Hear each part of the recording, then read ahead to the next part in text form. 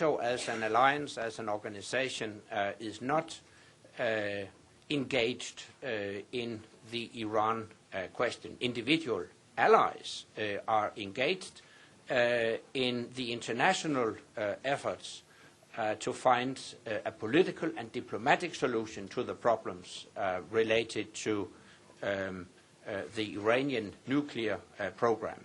Having stressed that NATO as such is not engaged, I will, however, urge the Iranian leaders to comply with the relevant United Nations resolutions and stop their enrichment program.